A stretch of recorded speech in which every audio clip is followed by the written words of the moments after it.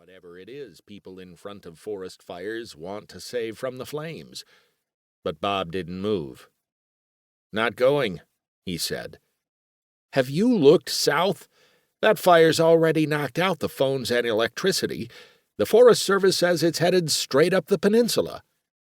"I'll be okay." "I don't think so. It's a mandatory evacuation." Bob looked at his old friend. Both of them knew the sheriff, no one, for that matter, could force the old retiree to evacuate. "Not leaving." The deputy was afraid it might come to this. "You want to burn here with your cabin?" "We'll be okay. I've got my gear, and the sprinklers have been running for 24 hours. Working off a neighbor's design, Bob built a 20-plus head sprinkler system that surrounded 3 sides of his house, most of his trees, and his outbuilding. Fortuitously, he had set it up and tested it Saturday morning, almost the same time a camper on Ham Lake struck the match that started this blaze.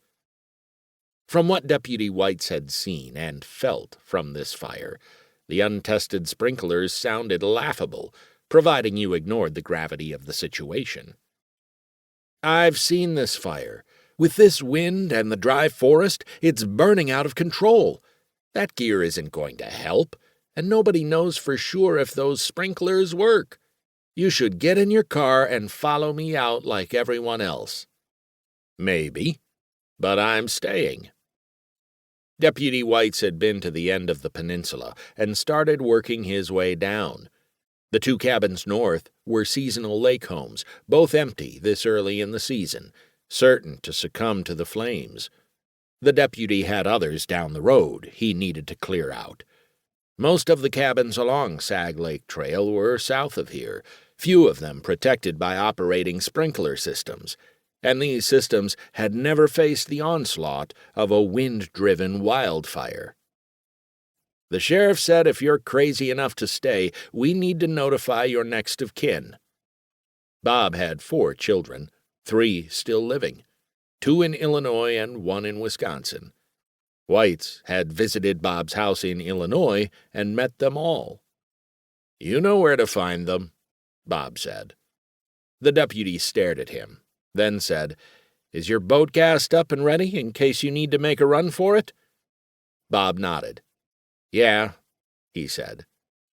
The deputy let out an anxious sigh, reached for his friend's hand, shook it, and said goodbye. Then he let himself out. Well to the south, the wall of smoke was huge and impenetrable. Another plane roared low overhead, flying toward the flames. The deputy descended the stairs, dodged through the falling water, and returned to his cruiser. Somewhere inside himself, Deputy White said goodbye to his friend, because he did not think Bob Monahan's house would make it through the night, and he did not think his friend was the kind of man who would leave it.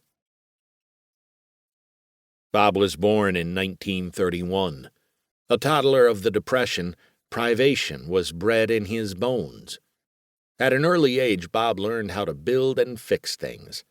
As a young man, he fought in Korea and saw things no human should ever see. When he returned, he landed a job as a telephone repairman for an Illinois phone company, where he spent the last 12 years of his career as a supervisor. The day Bob retired, he headed north. It had long been his dream to live off Sag Lake Trail. Once his acre-plus was paid off, he designed and built his home. It was a simple house. The small 2-bedroom structure had been built into a saddle of rock and sand between 2 granite rises. On the north side of Bob's house, a lake stone fireplace was set into the wall between 2-bedroom doors. His partner Charlene had joined him at the house, and until she passed, not long ago, they had enjoyed the place together. Bob had a lot of memories with Charlene, and though he missed her, he knew he was still strong and fit enough to make more. Bob still hauled, stacked, and burned wood to heat his cabin. The south half of the house contained a kitchen that ran along the back of the cabin, facing west.